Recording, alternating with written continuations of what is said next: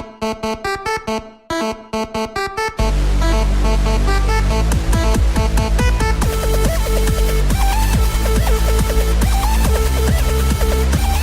morning, afternoon, evening, or whenever the heck you're listening to this. Welcome back to Nerdin' Out. My name is Evan. And I'm Nathaniel. So before we get to our main topic, we're going to go over news. So Nintendo had a Nintendo Direct Mini is what they call it. And what is that? I've not heard of that. So basically Nintendo, they give most of their announcements through Nintendo Directs, which are video presentations that they put online. Right. So they stream them and they have all their game announcements. Usually they're formatted with like skits and stuff, but this one was just video of games with voice. So this one was like a smaller one, 15 minutes. They announced a lot. It was only focused on Switch, Nintendo Switch. So they announced a Mario Tennis game for Switch. They announced a new Kirby game. Yeah. So they announced like a lot of, I feel like, smaller games, not any like really hard hitters, but they also announced several ports of Wii U games, like Zelda, or it's called Hyrule Warriors. It has like all the DLC of the one that came out. It's basically a Dynasty Warriors, but Zelda skins, I guess, is the best way to put it. They also are going to release Dark Souls Remastered. Yeah, this week was kind of like the week for remastering, because I heard they're remastering Dark Souls. They're remastering Assassin's Creed Rogue, and what I forgot to put in the notes, they're remastering Shadow of the Colossus. Right, for PS4. This one is like a little more than a remaster. I would say it's more of a remake. And I don't know which one Dark Souls falls under. I mean, it's called remaster, but Shadow of the Colossus, they're like actually redoing the assets. Yeah, it actually, I've seen gameplay of it. It looks really, really good, considering like how old the game is. It was a PS2 game that came out in like 2006. I want to say that's right, around that time. Yeah, and what's funny is that all the other games that are being remastered, like Rogue and Dark Souls, they came out for kind of next gen consoles already. Like Rogue came out for Xbox 360. Right. That was like the previous gen, right? Yeah, the previous gen. That was like the game. Assassin's Creed Unity came out at the same time, but that was only for PS4 and Xbox One. So they're like, 360 people. 360 people need an Assassin's Creed game. Here you go. And if you play to the end of Rogue, it actually ties into Unity. So you kind of needed to have both consoles to get the full picture. Not really. You don't need to play both to understand. It's just a nice little tie-in at the end. Got it. To kind of be like, hey, yeah, see, like we're totally including you in this world that we're not including you in. Yeah, so they remastered that, which basically is just the same game but in 4K. Yeah, I mean, I feel like remasters are really easy cash-ins, but at the same time, they are good in the sense that some people might not have played them and they get to play them now. Yeah. It's the whole thing where they should be backwards compatible, but they're not. Yeah, and then they also have Donkey Kong on Nintendo Switch, Tropical Freeze, which is basically just an upscaled version of it with an added character. Right. But like you said, this is very much a remaster week. Just like slap on higher graphics on it, and it's just let's release it. Run it through a 4K filter, and we have a new game that you can pay $50 for. Yeah, it's full price, and it's totally worth it because 4K. Because 4K looks so good. Oh gosh, that's ridiculous. Yeah. So what have we been doing with our lives? Well, what have we been entertaining ourselves with it? What have I been entertaining myself with? Well, this week, you've heard of the game Dragon Age Inquisition. Yeah, right? I've played 10 hours of it back in the day. Yeah, I played a bit of it. Yeah, I spent a fraction of my high school life. I played it like a really long time ago, back when I had a 360, an Xbox 360. Yeah, that's right. It came out on that. Yeah, I had it for the Xbox 360, and I played the crap out of it. But then recently, during the holiday season, they had a lot of sales on it, and I found it with a bundle with a bunch of DLC packs for like $7.99. And I was like, I'm not gonna not take that. Are you freaking kidding me? So I played it a lot in high school, or Dragon Age Inquisition. Like I played it a lot. Like back in like 2014, I played it a lot. So now like I just kind of gotten back into it and like trying out different. Basically, what the game is, or what this game is, it's a very like scaled down version of D&D. If anyone knows what D&D is, it's like a computerized version where it's an RPG, and there's numbers, stats, weapons, and armor with like better AC points and like hit points. There's like a big story element. There's characters. Elves, because of course there are. Yeah, because it's in this fantasy world. Because clearly with the name Dragon Age, it's going to be and like and there's dwarves and elves. Very Tolkien-esque. Yeah, so you can choose a race, and there's classes like rogues, warriors, mage, and stuff like that. Then there's like subclasses where you can learn like Templar skill set, or like a Dragon Slayer kind of skill set like on top of it. So there's a lot of really cool things where you fight like demons and giants and dragons. You close and like stuff like these dimensional rifts. Into tears or something. Yeah, like you close the breach. There you go, the breach, and there are these rifts that connect to like the demon world, or the Fade is what it's called. Right. And like demons keep like spilling out of them, and you have to save the world basically. So it's like really fun, and all the characters are really endearing. You can really kind of like lose yourself in the game, and that's a lot of fun. So yeah, sounds really cool. I kind of wish I stuck with it a little more. I went really in deep with that. I didn't mean for that to be a full review, but but get it when it's on sale. Yes, exactly. That's basically what you're saying. Always. Yeah, so Final Fantasy has a fighting game that's coming out, and they have a beta. Yeah, it's called Dissidia Final Fantasy NT. So it has a nonsense title, but it's actually pretty fun. It's I feel like way different than other fighters. Yeah, it's this weird 3D kind of like Dragon Ball Z space where you like fly towards each other and do different things. It's like 3v3 or 1v1 characters, but it's like really complicated to me, and I'm having a hard time figuring it out. As soon as I think I understand what's going on, I don't know what's happening. But it's pretty fun. The graphics are pretty good. You can play it until like the 21st or something. It's an open beta, so for anyone who's interested in that. You watched any movies this week? I have. I watched Kingsman: The Golden Circle. That's the sequel, right? Yeah, it's the sequel. How was it? It was good. I enjoyed it without going into a really thorough review like I did with my first point. Yeah, it's a good movie. It's fun. It's definitely just it's kind of like the first one, just kind of like a goofy spy movie, and like over the top. Not goofy. I wouldn't say goofy. It's more of a kind of like a hard action comedy, and it takes a lot of like weird political stances that I wasn't that I wasn't expecting. It's like the war on drugs, and I feel like it was making a lot of like political statements, kind of like specifically towards like America, and like the president in this movie, the American president in this movie is kind of a douche. Gotcha. And I feel like they kind of did that on purpose, and he has like a southern accent. He seems like he'd be kind of a bigot. Do you think it added to the movie, or was it just like a throwaway type thing? I mean, it does add to the movie because he becomes like a catalyst for like how things are going to turn out, kind of thing. Okay. But he's this character that goes to extremes that I feel like a lot of people feel like another person in high power might go to if something like that happens. You know what I mean?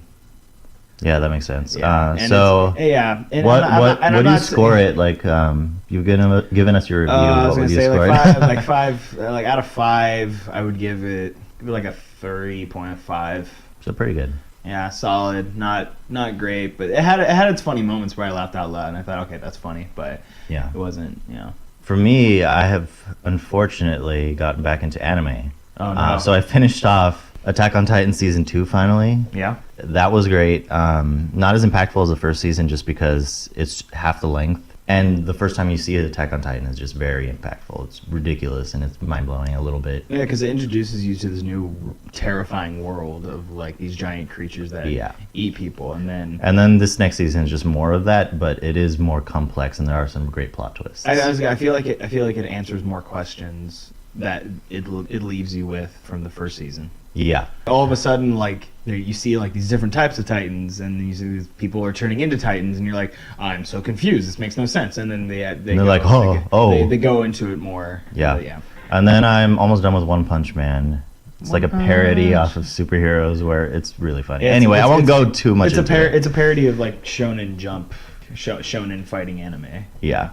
And then there's this new series on Amazon Video. It's trying to be the Black Mirror of Amazon. It's called Electric Dreams. I feel like it's only halfway advertised because it's Amazon Video and because... And no one uses Amazon Video. Like Bryan Cranston and other people are actually in it. Wow, really? Yeah. They're 10 standalone episodes. It's very Black Mirror in like they're standalone episodes that each have their own actors and ideas, but it's set in the further future. But it's like how far? I want to say like some of them the way that it's just presented seems like 100 years in the future and stuff like that, rather than just the near future. Because they have like flying cars and stuff like that. So it's not like 2020 or 2021. No. It's no, like... but it's. I saw the first episode. I went into it very skeptical because I just thought this is just a Black Mirror ripoff. They're just like trying to cash in on this idea, but it was actually really good. Less dark, but it was still it's its own thing. Yeah. Anyway, that was. They have 10 episodes, but Amazon Video, who watches that, right? Yeah. No, Netflix is king. So we want to move into our main topic now, I suppose? We could move into our main topic. So, I mean, we got a lot to cover. That's true. So it's probably good that we have more time to talk about this now. But what we're doing for this episode, because we've kept it such a mystery up to this point, whatever, is our 2017 highlights. I know we're kind of late on this. I feel like this one should have been the first one of the year. It's only halfway through January. Yeah. It's fine. Yeah, it's only... I know. Yeah, exactly. It's only halfway through.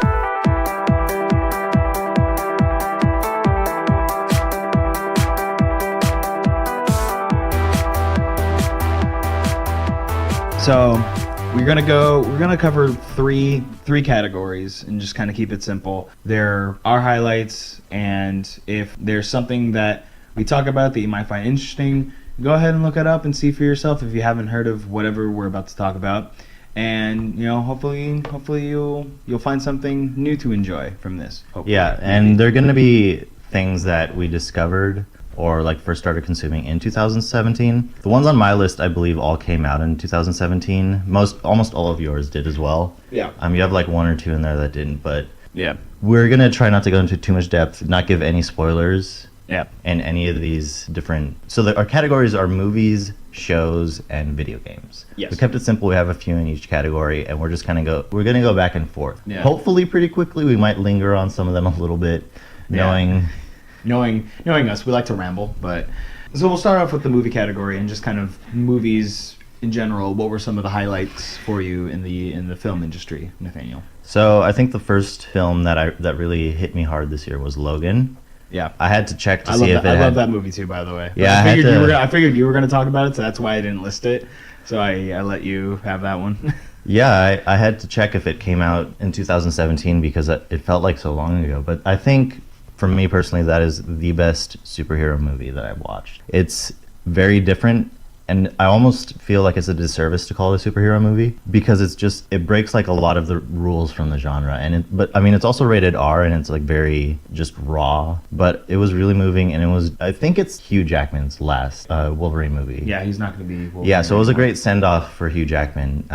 It was just really, really good. I recommend it to anyone who likes superhero movies or just movies in general. I cried. I cried too. I will admit that. Okay, I have to put this out there for a second. Go ahead. I was talking to my girlfriend the other day, or I was like on the phone with her, and she thought it was funny how like it seems like every episode I end up talking about her, or I say something about her. Girlfriends are kind of important, right? Yeah, she means a lot to me, but whatever. But it just so happens the story that I'm about to tell about this movie, she happened to be in it, so it's not like I'm trying to talk about her, but we understand. But I don't mind talking about her. I took her to see Logan, and I was crying, but she wasn't, just because she wasn't that like emotionally attached to the character, which I get. I wasn't expecting her to, and she was like, I just like, it's sad. I don't feel like I'm not emotionally attached to like superhero movies as much. I'm like, that makes sense. I'm not offended that you're not crying at it, but I was crying, and I was kind of like, don't look at me, like I need a second. My makeup's running. But we had like 10 years with this character, and it's just like Hugh Jackman finally just hangs up, I don't know what his claws. And it's just, it was just hangs up his mutton chops. It was just really emotional. It was a great movie. What is your first movie on your list?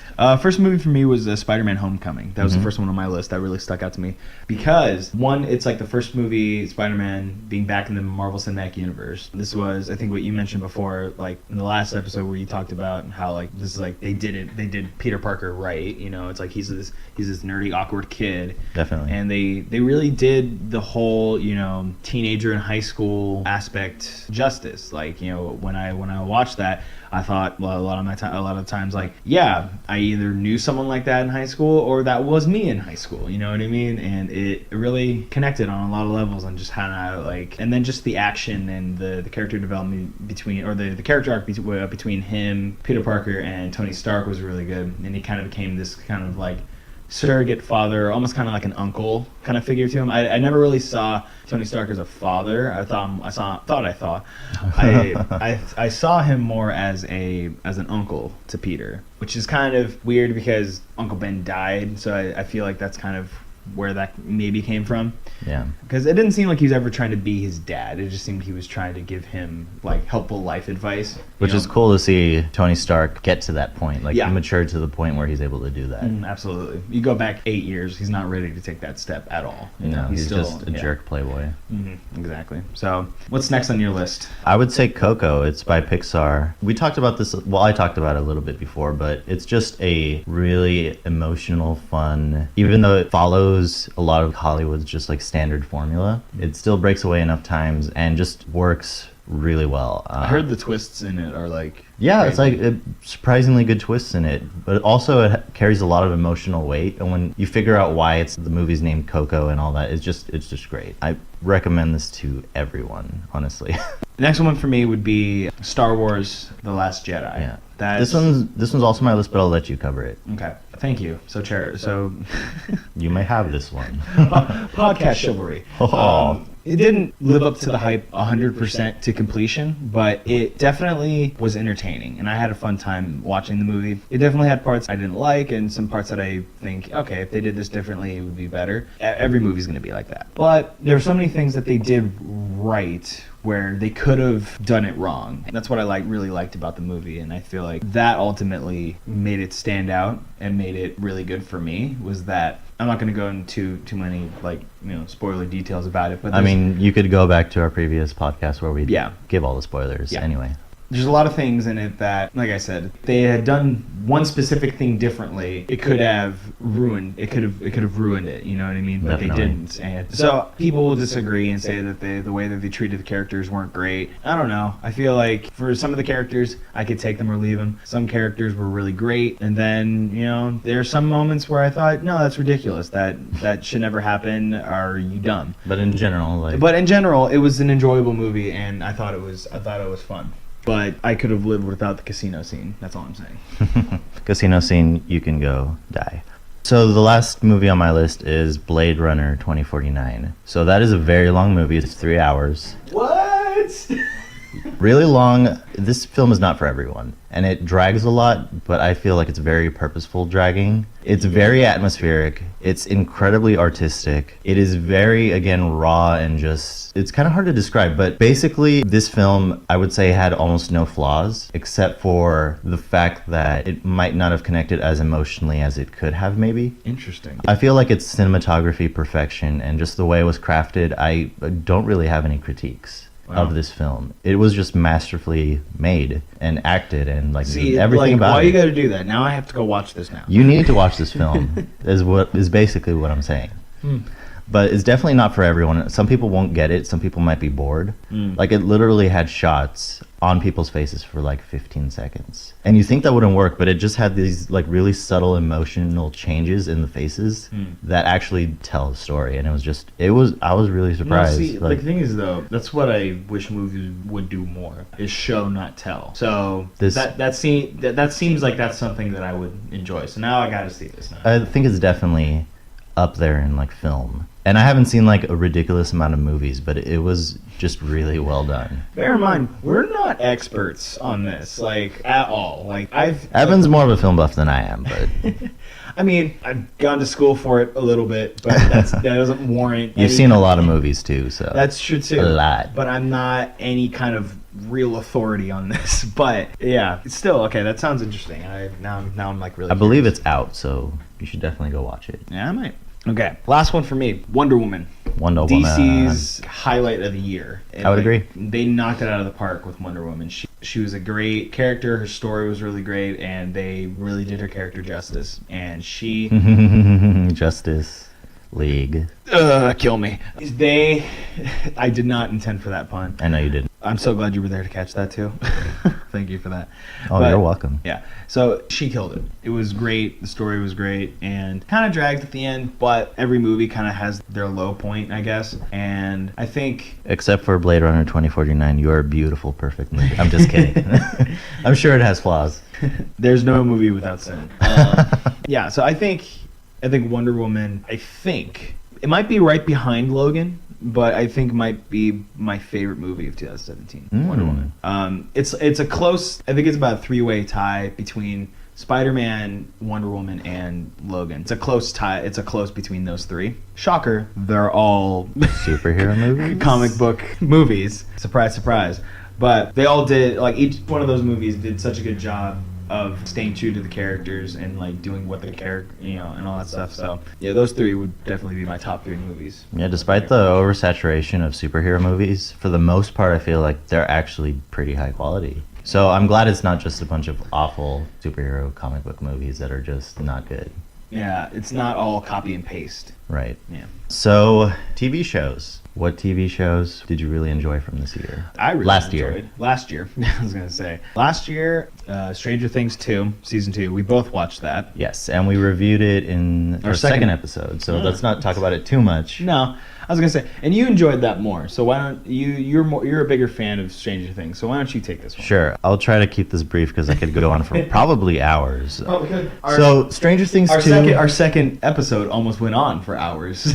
Almost, and you could go listen to that and hear us just rant about it and me maybe talk too much about it. But anyway, Stranger Things 2 summarized was everything I wanted and didn't know I wanted from Stranger Things Season 1. Like, the next part of it, I felt Stranger Things 1 was almost perfect, like in terms of my enjoyment of it and the way it was made. And then we got Season 2, or Stranger Things 2, which just pushed everything up 5 notches, I feel like. It was so good and enjoyable. Yeah, it's just everything I wanted, or everything I would like in TV. It just hits all those points for me. I definitely feel similar. It's a great series, and the directors did such a great job with the characters, and just kind of took that natural next step. It didn't. Nothing in the characters' relationships felt forced. Everything kind of felt like, like this is a natural direction that this relationship would take between these two characters. It was very character and focused. They did a really good job with it. It was kind of like the whole Jaws thing with Steven Spielberg, and how keeping the monster revealed kind of thing.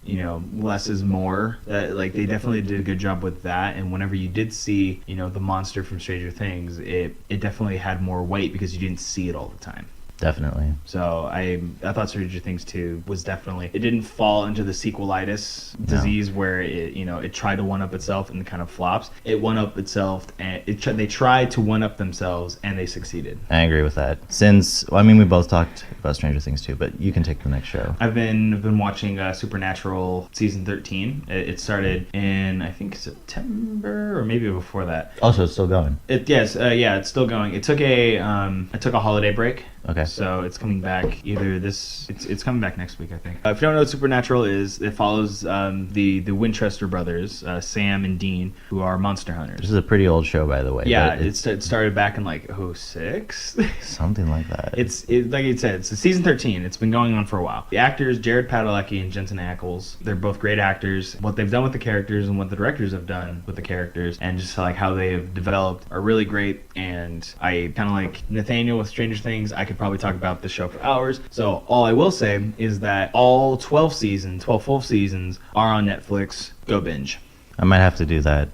You know what? I don't need to work. I'll just watch Supernatural. I don't need a social life. I don't need a social life either. I just need Supernatural. No, but Supernatural's fantastic. Right, so what other shows have you been into, Senor? Or what were your highlights? Yeah, so I have 2 other ones on my list. First, I'll go with 13 Reasons Why. This show was almost not entertaining, and I feel like that's not the point of the show. It was really tough to sit through. I mean, the whole central topic is suicide, which is one of the most touchy subjects I feel like on earth. It's something very dear to me, something that I've struggled with, but it's definitely a topic that is just, I've dealt with suicidal thoughts and stuff like that, so it's a very tough subject, and I feel like they did the topic justice. I was gonna say, it hits a lot of people close to home. Yeah, and I feel like a lot of the critiques that the show has had is just from people who have either not actually watched it or have just seen the suicide scene, or they don't really understand, I think. And maybe that's a little bit unfair for me to just put them into those two camps, but I thought it has a great message behind behind it of the way that you treat people. All these little things, all these interactions that we have with each other, just be kind to people, because you don't know how sensitive some people are, how they'll take certain things, or where they are in their lives. You might be that straw that breaks the camel's back. Just that idea, yeah, because like you don't know what someone's going through, and that one mean throwaway comment that to you means nothing, to them, like it could mean the world to them. You're destroying their world. You know? So that's And it's one of those. And I don't know that sounds dramatic, but I mean that's the point. Like we're trying to kind of get the point's trying to get across. Like don't just like if it's not worth the joke, don't say it. I think it was one of the most eye-opening just pieces of just media that I've seen, because it's one of the few that opened my eyes and kind of changed my perspective a little bit, because I was very used to just being very harsh. Typically when I was growing up, I was just very harsh and raw and just like said whatever. And I'm not saying I've completely changed, but it helped me like hold back a little bit and just kind of realize, what I'm saying like really does affect people. I mean, what people say to me really affects me. I know we're getting like a little serious, but that was like just really good. I mean, I was gonna say that show covered like real topics, so it makes sense if you talk about it, you get a little real. That's fine. I don't think anyone's gonna be too bummed out about it. It's not like you're spreading the message of love right now. You're not. You're Let me just say, I cried like a little baby, and I think this is a show everyone should watch, because it'll help you like understand that perspective, or like people who struggle with that. Anyway, it's hard to watch, but it's very hard to watch. For me, okay. Another highlight for me this year, going from something super serious to something that maybe some people will think is very childish. The anime Dragon Ball Super. It's been going on this year, and I've been following it, and it's had some moments where I think it could have been better, but for the most part, it hasn't disappointed, and I'm there's a new episode that's dropping. I think it's dropping in like 2 hours from now. I'm assuming you're going to watch that straight away. Episode 123. Yeah, no, after this, I'm going to go get lunch and then go home and watch it on... Because my friend just got me a Chromecast for Christmas, so I'm going to throw it up on the TV and watch it on the HD TV. Yes, HD. I don't have a 4K TV. Whatever. Too bad you can't play those 4K remasters. Oh, I know. Right? It sucks. Well, because I was at work, and when I worked at Toys R Us, a coworker was like talking about his 4K TV or whatever, and I was like, oh, I don't have a 4K TV, and he's like, he said it as a joke, but he was just like, oh, peasant. I'm like, do people who have 4K really think that way? And he's like, yeah, some people do. I'm like, that's stupid. That's really dumb. That's like people who own a PC. It's like destroy the consoles and help us propagate the master race. It's so dumb. It's like, it's entertainment. Calm down. Yeah, it's like I'm entertained. Shut your face. But yes, Dragon Ball Super. It is a shonen fighting anime. It's never tried to be more than that. It knows what it's trying to be. It's built on these characters that I grew up watching and falling in love with since I was in middle school. Or elementary school even, going even further back than that. And just seeing where the characters are from where they started. And it's... Same creator, right? Yeah, Akira Toriyama. Yeah, he is the mastermind behind all of it. I love him to death. And he is, so he created this awesome story with these awesome characters. And I think what's mostly kept me around is just the nostalgia factor for me. Like, I can still watch this and feel nostalgia because it still reminds me so much of coming home from school and watching the show before I do my But at the same time, it's still good. It's still good. It still has its great moments. And there's the characters that are, from now up till then, are still breaking their limits and becoming stronger. And it's inspiring almost. It's really cool. So...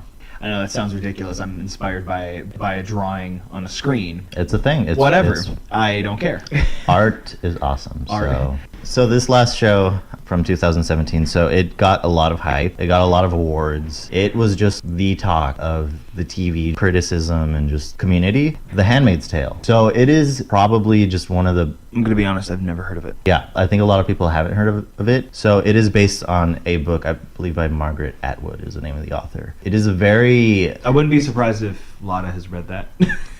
Yeah, she probably has. So basically it is a dystopian future where women can't have children anymore. So the human race is dying. And it's very touchy topic again, and it's very dark, and it's very tough to talk about just because of what it is. Basically, it is about women that can have children, very few women that can have children, being put into like sexual subjugation, where there's like this cult basically make the women have children for these people.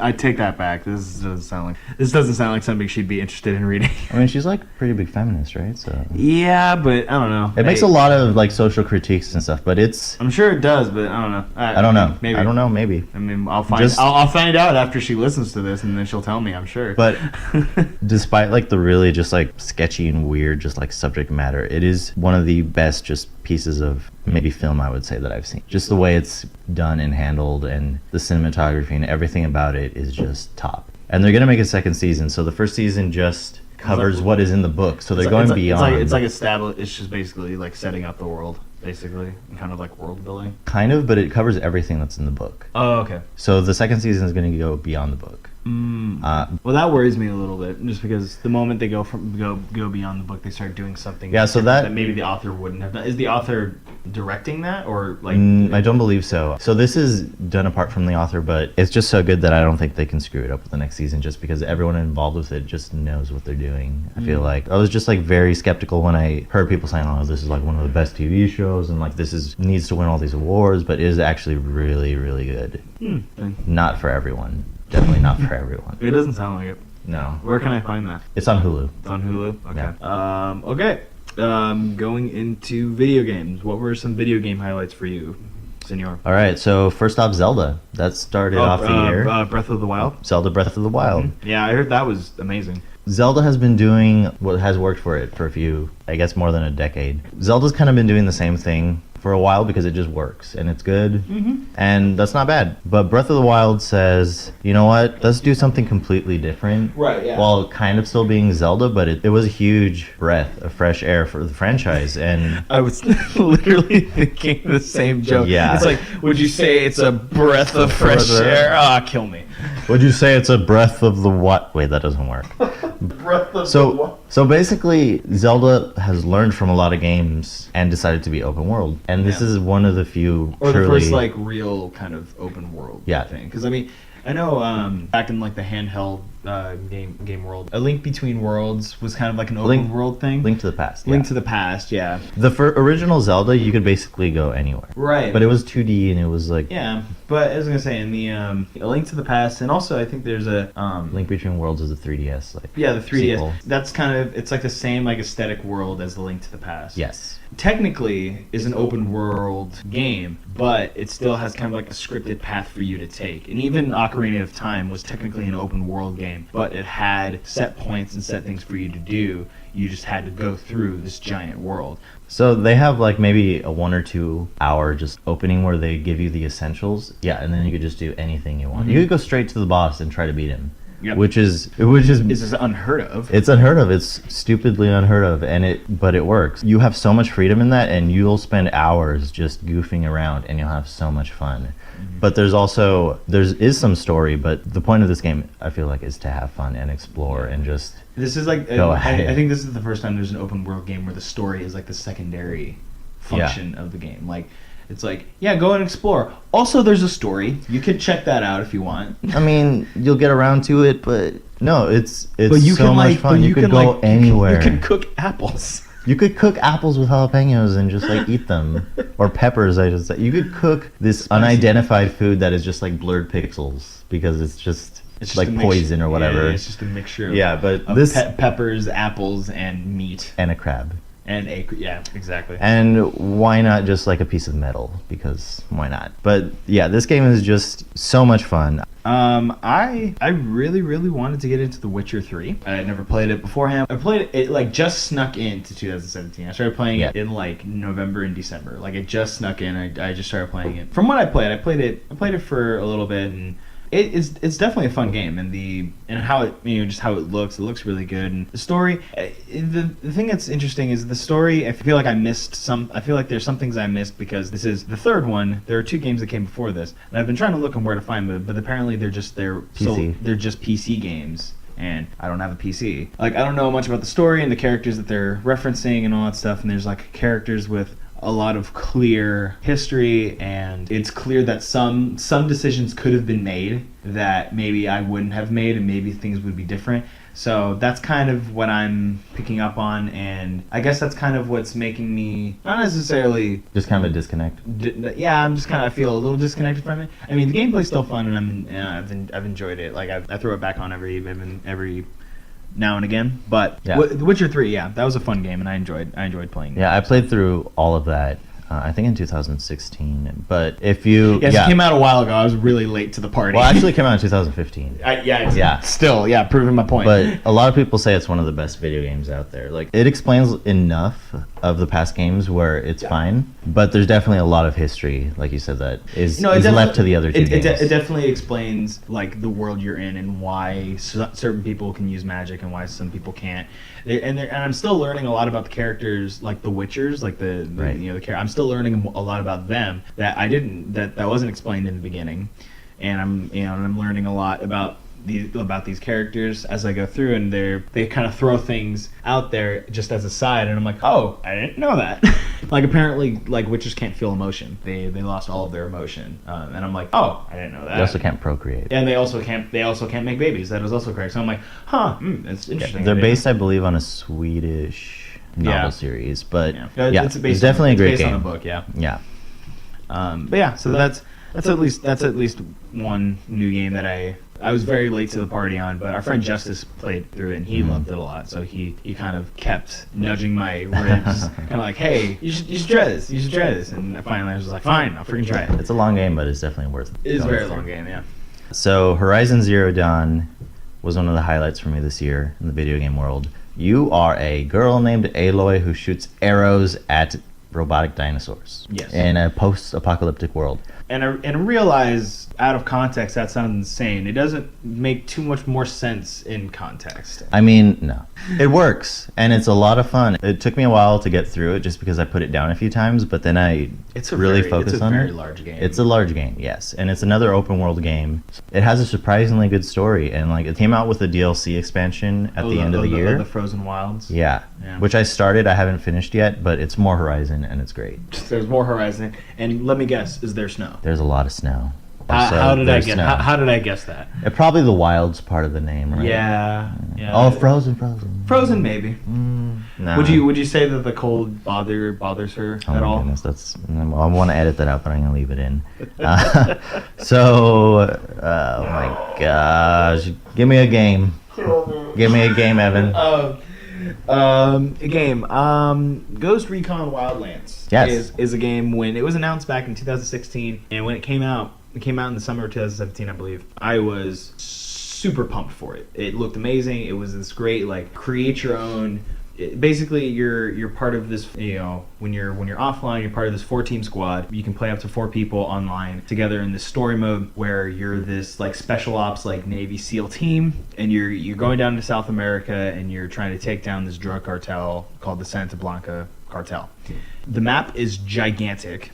You can spend hours doing a bunch of side missions and not even do a single story mission and still feel accomplished. Now add friends that you can play with. Yeah, please. It's fun. It's fun playing offline. It's the best playing with friends. It is like the best experience playing with friends, because before I was playing through it, I was like leveling up and doing just a lot of side mission stuff just offline. Then my friend Justice got it and we played together. Then Tom got it and then the 3 of us played it. And then Doug got a PS4 and he started playing it.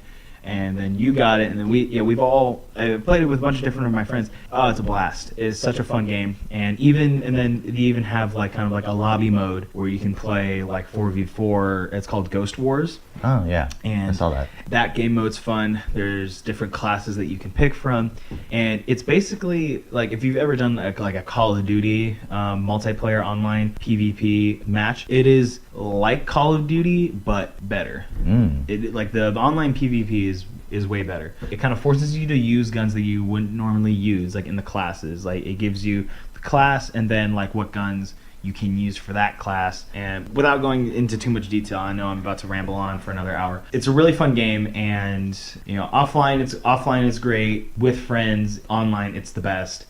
And it's just an awesome game. You can spend literally hours doing a bunch of side missions and laughing and having a fun time. So it is a great time. I'll let you take one more game so I can get to the last game on my list last, because I really want to do this last. If that's fine. That's fine. And just so I have one more game on my list as well. So similar, right? The last game I have, yes, it's The Division. The Division. It's made by the same company, and it's different when it comes to it takes place in New York, and it's not what I thought it was, or at least so far it isn't. Like in the main story, it isn't. I thought the Division was kind of like this like militia fighting back against like this kind of tyrannical government. That's what I thought it was at first. What is it actually? It's more of like, I mean, it's still kind of like a militia thing, but it's like a secret. I don't even want to say secret because I mean people know who they are, but basically you have like this watch that like lights up orange, and it's basically like the Division's bat signal. So there's like Division agents, and they can be anybody. You know, they could be me, they could be you. And if the sector you're in needs like help, you're like the on-call militia. Basically, that's what the Division is. It's this kind of guerrilla warfare kind of thing where now, and in this point of the story, there's like this sickness that's broken out, and the government's not helping. So the Division is kind of like is I guess now like I'm sure if you get more into the story, it turns more into like the Division rebelling against the government and trying to help its people. They become the militia. It's basically what every like right wing NRA person dreams of, basically. So that is and it's also multiplayer. It's also online multiplayer. It's a lot of fun. So.